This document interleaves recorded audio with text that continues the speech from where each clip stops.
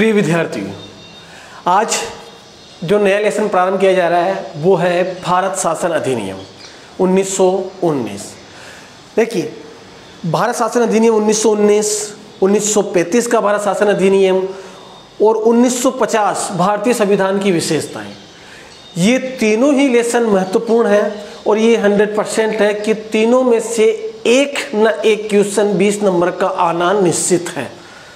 तो शांति से, तसल्ली से इस लेसन को आराम से अच्छे से समझिए, नोट्स बनाइए, क्योंकि जो कंटिन्यू लेसन चलेंगे वो बहुत ही महत्वपूर्ण लेसन है जिनके आने की संभावना पूरी है। तो देखिए, भारत शासन अधिनियम 1919 यानी भारत में संवैधानिक सुधार हेतु यह अधिनियम बनाया गया था। लेकिन क्या, किस प्रकार, उसी के बारे में इसमें हम चर्चा करेंगे। देखिए, इस समय देखिए, एक तो था मॉन्टेग्यू, जो कौन था उस समय, भारत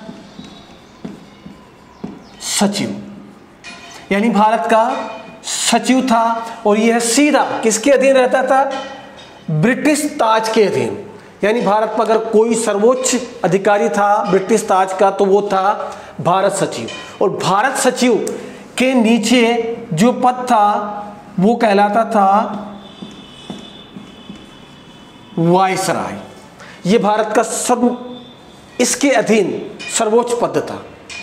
तो कुल मिला के अपन यूं कह सकते हैं कि भारत क्षेत्र के अंदर जो सर्वोच्च पद पर विराजमान व्यक्तित्व होता था वो था वायसराय कहलाता था, और ब्रिटिश ताज के अधीन जो भारतीय सर्वोच्च पद पर आसीन था वो कहलाता था भारत सचिव।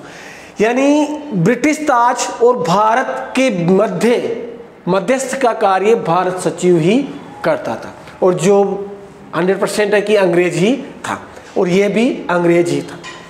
तो कहा जाता है इस मॉन्टेग्यू ने 20 अगस्त 1917 को 20 अगस्त 1917 ईस्वी को ब्रिटिश जो संसद थी वहां पर खड़े होकर ब्रिटिश ताज के समक्ष कहा कि हम भारत में उत्तरदायी शासन की स्थापना करनी चाहिए। भारत में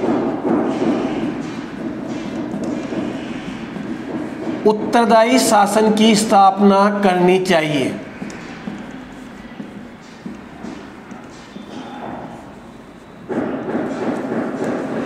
इसके लिए हम एक अधिनियम बनाना चाहते हैं जो भारत शासन अधिनियम है, और इस अधिनियम की बड़ी मजबूती से पैरवी की।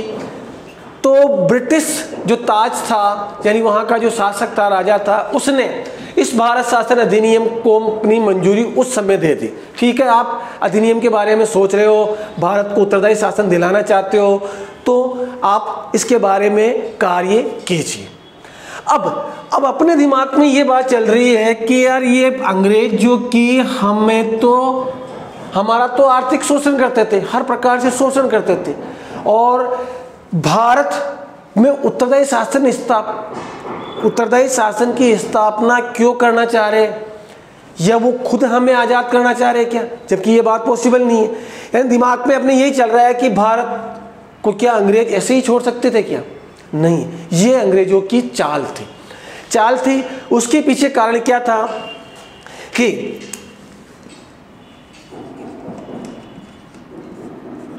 कारण 1909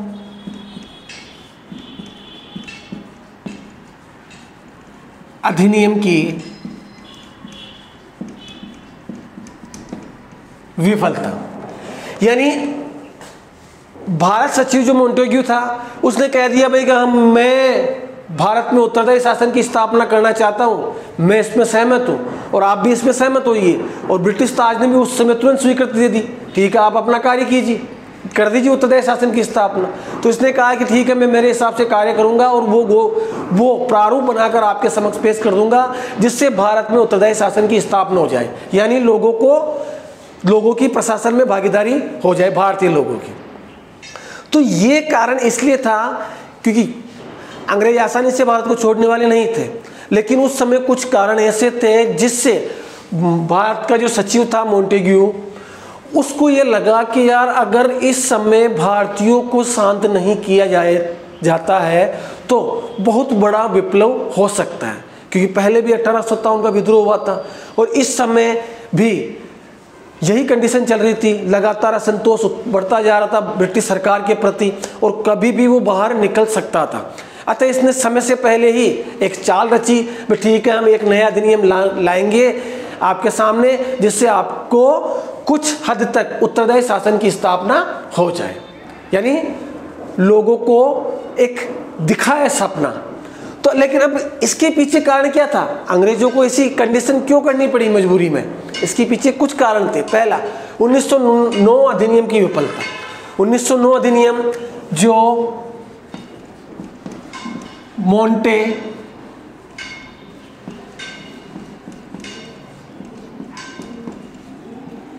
मोंटेमिल्लो ने लागू किया था, यह अधिनियम पूरी तरह विफल रहा। यानी इस अधिनियम में भी ऐसे कुछ था कि भारतीयों को उत्तरदायी शासन की स्थापना की जाएगी, कुछ अधिकार दिए जाएंगे, लेकिन वास्तविकता में कुछ भी नहीं मिला, जिससे लोग भारतीयों के मन में असंतोष तो पहले से ही उत्पन्न था। दूसरा,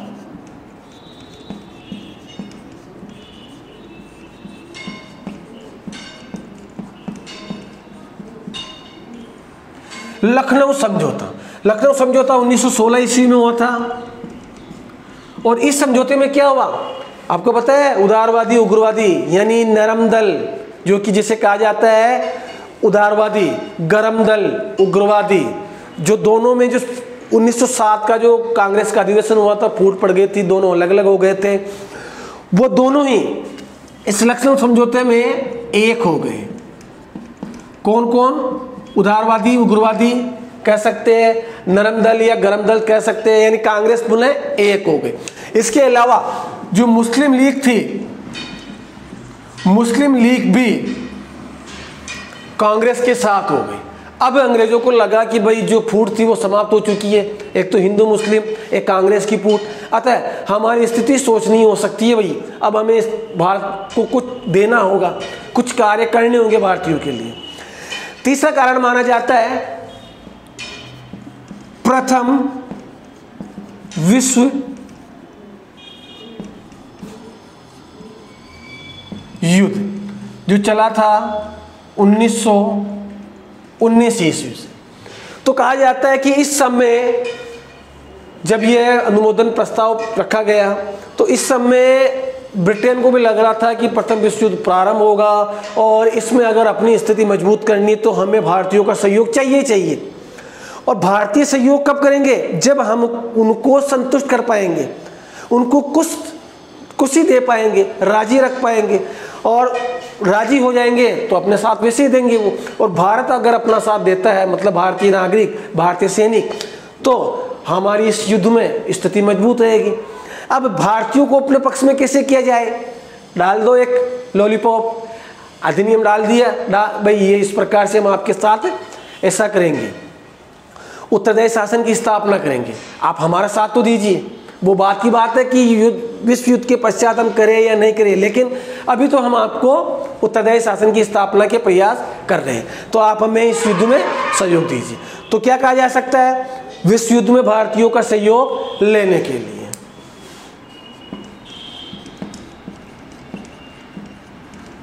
होम रूल लीग आंदोलन, ये दो व्यक्तियों ने चलाया था, बाल गंगाधर तिलक और एनी बेसेंट। और यह एक राष्ट्रीय आंदोलन बन चुका था, ज़्यादा से ज़्यादा व्यक्ति इन आंदोलनों के साथ जुड़ चुके थे। अब अंग्रेजों को लगा कि भाई हमारी पृष्ठभूमि खराब कर सकते हैं ये आंदोलन, क्योंकि अब यह एक राष्ट्रीय आंदोलन बनता जा रहा था, राष्ट्रीय संगठन बनता जा रहा था। तो इन कारणों से पहला तो 1909 अधिनियम की विफलता, लोगों में पहले ही असंतोष था।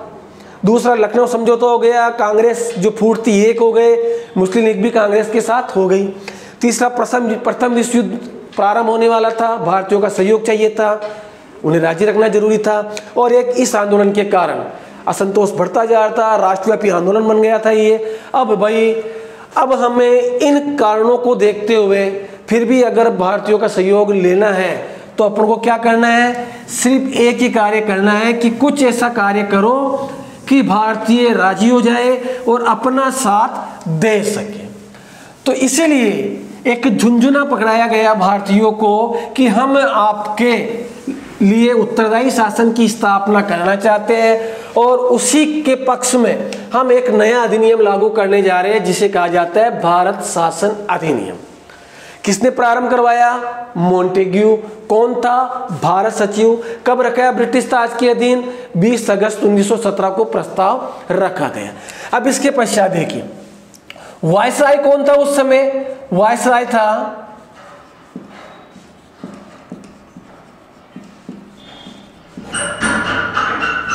चेम्सफोर्ड।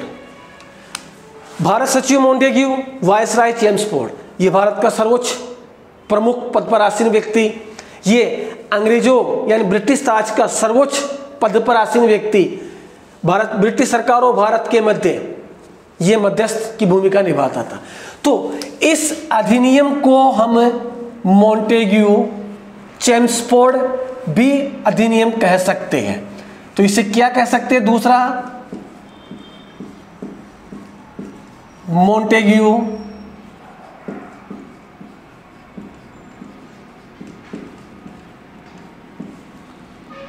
चेम्सफोर्ड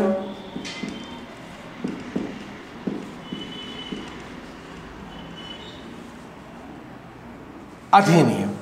क्यों कह सकते हैं? क्योंकि मॉन्टेग्यू व चेम्सफोर्ड ने, मॉन्टेग्यू ने ब्रिटिश ताज के समक्ष आवाज उठाई और चेम्सफोर्ड जो कि भारत का वायसराय था उसने लागू करने में अपना योगदान दिया। ऐसा भारत शासन अधिनियम को दूसरे शब्दों में हम क्या कह सकते हैं? मॉन्टेग्यू चेम्सफोर्ड अधिनियम 1919। तो यहां तक आशा करता हूं आपके क्लियर हो गया होगा। भाई उत्तरदायी शासन की स्थापना क्यों करना चाहते थे? बता दिया कंडीशन क्या थी। प्रस्ताव किसने रखा? मॉन्टेग्यू ने। कौन था? भारत सचिव। और भारत का वायसराय कौन था? चेम्सफोर्ड। दोनों के सहयोग से यह अधिनियम भारत में लागू हुआ। अतः इसलिए इस अधिनियम को मॉन्टेग्यू चेम्सफोर्ड अधिनियम भी कहा जाता है। क्लियर है? अब देखिए इस अधिनियम की जो विशेषताएं थी, और ध्यान रखना 23 विधेयक कब बनाए हैं?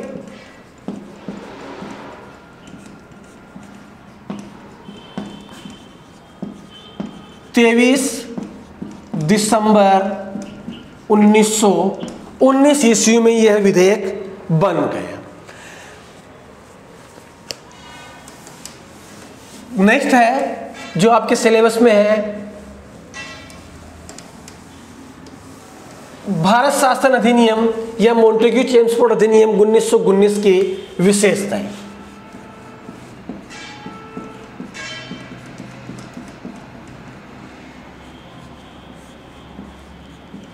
विशेषताएं ये आपके महत्वपूर्ण है और देखिए 20 नंबर दिला सकता है आपको। आपकी जो बुक्स है उस बुक्स में इस प्रकार से वर्णन नहीं है, न ही कोई पॉइंट बने हुए हैं। 1919 अधिनियम है चाहे 1935 अधिनियम है, दोनों ही अधिनियम की विशेषताएं जो मैं आपको लिखा रहा हूं हो सकता है कि आपकी बुक्स में ना मिले, क्योंकि पॉइंटों के माध्यम से नहीं बताया गया, बहुत ही विस्तार से लिखा वर्णन है आपकी बुक्स में, यानी आपके समझ से बिल्कुल परे है।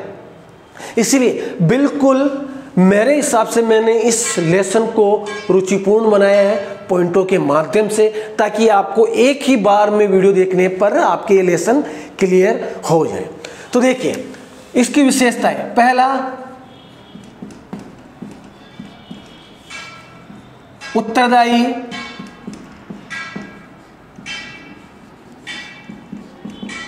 शासन की स्थापना। यानी इसकी विशेषता क्या थी भाई, भारत में उत्तरदायी शासन की स्थापना करनी है। और ये बात मैंने पहले ही बताई थी कि मोंटेग्यू ने यही रखा प्रस्ताव कि हम क्या करेंगे, भारत में उत्तरदायी शासन की स्थापना करेंगे। दूसरा, भारत सचिव का वेतन ब्रिटिश राजकोष से। यानी दूसरी विशेषता है कि इस अधिनियम के तहत पहले क्या होता था, ये भारत जो सचिव जो पद पर नियुक्त किया जाता था उस समय कौन था, मोंटेग्यू। तो भारत सचिव का जो वेतन वो कहां से मिलता था, भारत से। अब है कहां का, ये अंग्रेज और किसका प्रतिनिधि है, ब्रिटिश ताज का थी। लेकिन वेतन कहां से मिलना है, भारतीय राजकोष से। तो जिससे भी लोगों में असंतोष था, यार हमारे लिए कुछ कर नहीं रहा है, फिर भी वेतन हमारे माथे क्यों। अतः भारतीयों को संतुष्ट करने के लिए क्या हुआ, इसका वेतन अब ब्रिटिश राजकोष के माथे मर दिया। भाई ठीक है, भारत के माथे नहीं है, अब ब्रिटिश ताज ही अपने राजकोष से इसको वेतन देगी। तीसरा,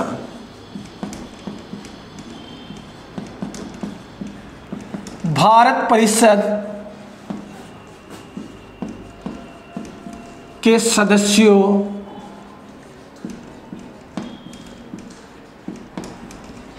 की संख्या में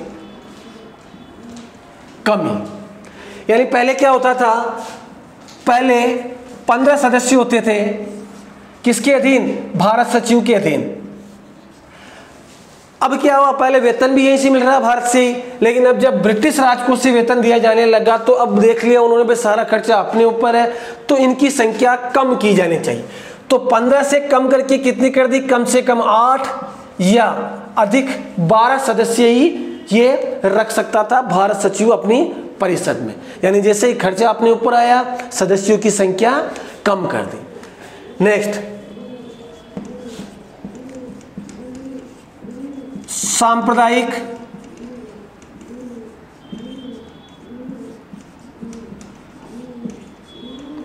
निर्वाचन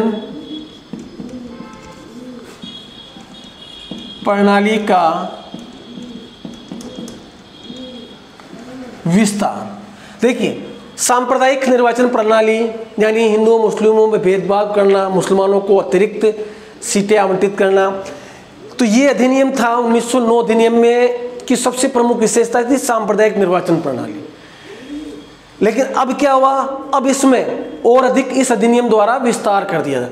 पहले क्या था, 1909 अधिनियम में मुसलमानों को पृथक से स्थान आवंटित किए गए, यानी सांप्रदायिकता का विस्तार करना था। और अब इस अधिनियम में क्या हुआ, अब सिख, गैर ब्राह्मण को भी इसमें शामिल कर लिया। यानी सिख थे तो सिखों के अलग स्थान आरक्षित, जो ब्राह्मण नहीं थे, गैर ब्राह्मण थे, उनके लिए अलग स्थान आरक्षित कर लिए गए।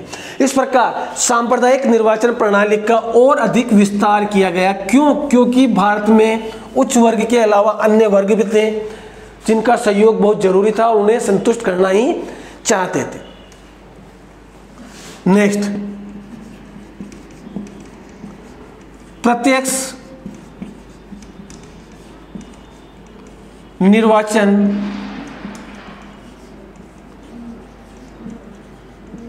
प्रणाली की शुरुआत की गई और सबसे बड़ा ये था कि महिलाओं को मत का अधिकार दिया। विशेष महिलाओं को, ध्यान रखना, ये विशेष महिलाओं को, यानी प्रत्यक्ष निर्वाचन प्रणाली की शुरुआत इसी समय हुई थी इस अधिनियम द्वारा। और इस अधिनियम द्वारा कुछ विशेष महिलाएं थी, उन्हें मत देने का अधिकार भी दे दिया।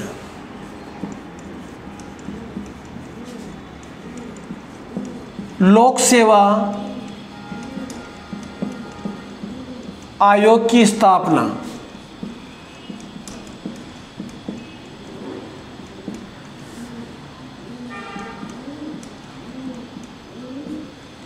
इसमें इस अधिनियम द्वारा भारत में लोक सेवा आयोग की स्थापना करने का प्रस्ताव पारित हुआ, अब स्थापना की जाएगी। और जो जिस प्रकार अभी आरपीएससी है, यूपीएससी है, उसी प्रकार लोक सेवा आयोग, आईएएस, आरएएस आदि पदों की भर्ती, नियुक्ति आदि की जो प्रक्रिया है यहीं से प्रारंभ की जाती है। तो यह भी प्रावधान इसमें रखा गया। इसके अलावा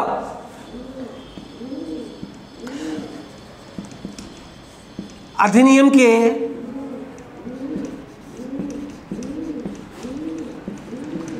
10 वर्ष बाद जांच आयोग का गठन किया जाएगा। यानी इस अधिनियम के लागू होने के 10 वर्ष पश्चात एक जांच आयोग का गठन किया जाएगा, एक कमेटी का गठन किया जाएगा, जिससे हम जानकारी प्राप्त करेंगे कि वास्तव में ये अधिनियम जो था वो वास्तविक रूप से लागू हुआ नहीं, क्या कमियां रही, क्या फायदे थे। और आपको पता है साइमन कमेटी, साइमन जो कमीशन था जिसका गठन इसी के आधार पर किया गया था, जिसका विरोध करने पर लाला लाजपत राय की लाठियों से पीट पीट कर हत्या की गई थी, क्योंकि सारे अधिकारी इसमें अंग्रेज ही थे। नेक्स्ट,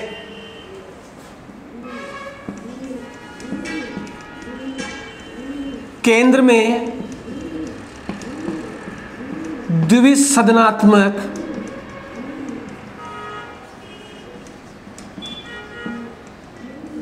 व्यवस्था। यानी इस अधिनियम द्वारा क्या डिसाइड किया गया कि अब केंद्र में द्विसदनात्मक व्यवस्था स्थापित की जाएगी। आपको पता है अभी लोकसभा और राज्यसभा जिस प्रकार केंद्र में द्विसदनात्मक व्यवस्था है, उसी प्रकार उस समय राज्य परिषद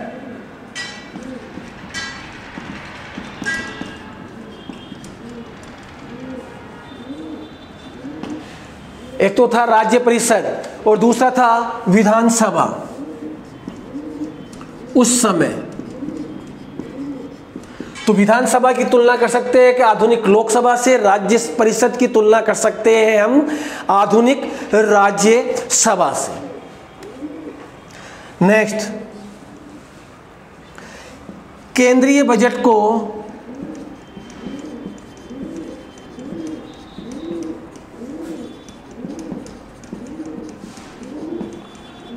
राज्य बजट से अलग किया गया। यानी इस अधिनियम द्वारा पहली बार केंद्रीय जो बजट था उसको राज्य बजट से अलग किया गया, जबकि हमेशा एक साथ ही बजट, एक ही बजट एक ही होता था, लेकिन पहली बार अलग किया गया। और अंतिम रूप से यह 1921 में लागू किया गया। यानी अधिनियम कब लागू किया गया अंतिम रूप से? 1921 ईस्वी में यह अधिनियम लागू किया। तो देख, रिपीट कर रहा हूं, उत्तरदायी शासन की स्थापना करनी है भारत में। भारत सचिव का वेतन ब्रिटिश राजकोष से देना है। पहले कहां से दिया जाता था? भारत राजकोष से। भारत परिषद के सदस्यों की संख्या कमी कर दी, क्योंकि खर्चा अब ब्रिटिश राजकोष के ऊपर था। पहले सदस्य थे 15, अब कर दिए 8 या फिर ज़्यादा से ज़्यादा 12 रख सकते थे। सांप्रदायिक निर्वाचन प्रणाली का विस्तार किया गया और सिक्कों व गैर ब्राह्मणों के लिए भी आरक्षित किए गए सीटें। प्रत्यक्ष निर्वाचन प्रणाली की शुरुआत इस अधिनियम द्वारा हुई और विशेष महिलाओं को मत देने का अधिकार भी पहली बार दिया गया। लोक सेवा आयोग की स्थापना का प्रावधान रखा गया इस अधिनियम में और यह डिसाइड किया गया कि अधिनियम के 10 वर्ष लागू होने के 10 वर्ष पश्चात जांच आयोग का गठन किया जाना है कि भी क्या कमी रही या क्या खूबियां रही। केंद्र में द्विसदनात्मक व्यवस्था स्थापित की गई, जिसे राज्य परिषद व विधानसभा कहा जाता है, जिस प्रकार अभी वर्तमान में कह सकते हैं राज्यसभा या लोकसभा। केंद्रीय बजट को राज्य बजट से पहली बार अलग किया गया। इसके अलावा अंतिम रूप से यह अधिनियम 1921 में लागू किया गया।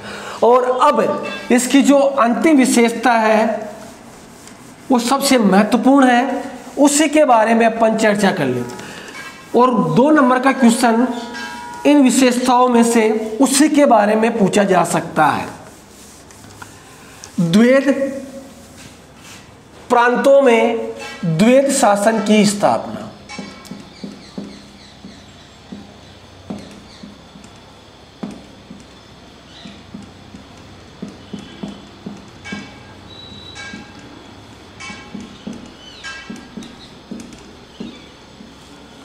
प्रांतों में द्वैध शासन की स्थापना।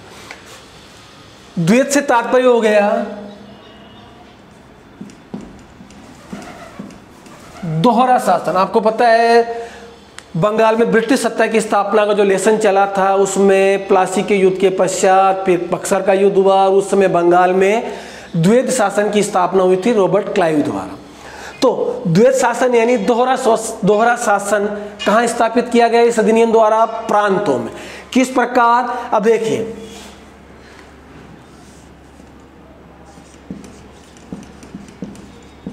सुरक्षित विषय,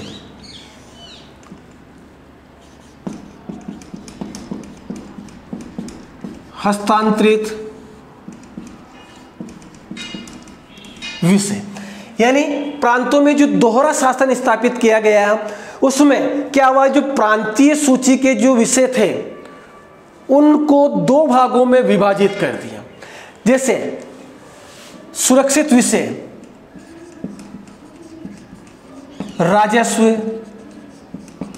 न्याय, वित्त, पुलिस, ये हो गए सुरक्षित या आरक्षित विषय। इसमें स्वास्थ्य, शिक्षा,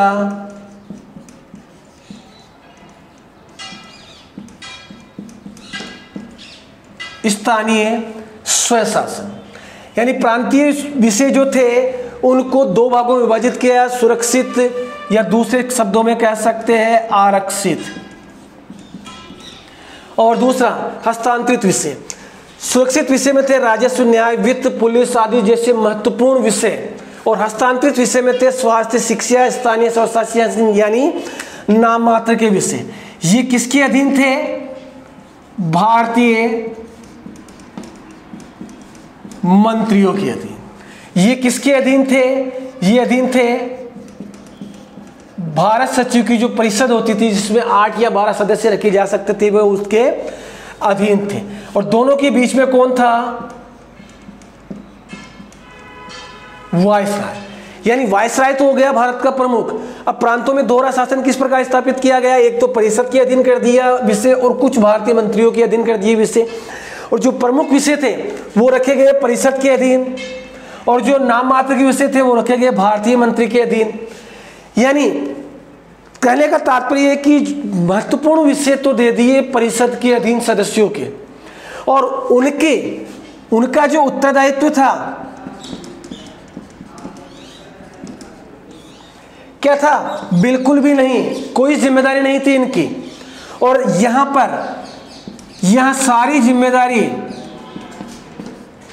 इन पर, यानी राजस्व वसूलना है, ये न्याय का कार्य महत्वपूर्ण कार्य है, भारतीयों को सजा देनी है या अंग्रेजों को सजा देना कार्य होता तो बरी कर देते, भारतीयों को देनी होती तो सजा दे देते। वित्त, पैसा, पुलिस, प्रशासन व्यवस्था अपने हाथों में रखनी है, यानी सारे महत्वपूर्ण कार्य अपने पास, और नाम मात्र के दिखावे के तौर पर कार्य भारतीय मंत्री के पास। यानी कहने को दिखावा के तौर पर ठीक है, हम आपको उत्तरदायी शासन की स्थापना कर रहे हैं, लेकिन यहां पर क्या हुआ? दोहरा चरित्र अंग्रेजों का फिर सामने आया। इसे ही द्वैध शासन कहा जाता है, जो कहां स्थापित हुआ? प्रांतों में। किस अधिनियम द्वारा? 1919 भारत शासन अधिनियम या मॉन्टेग्यू चेम्सफोर्ड अधिनियम। थैंक यू विद्यार्थी।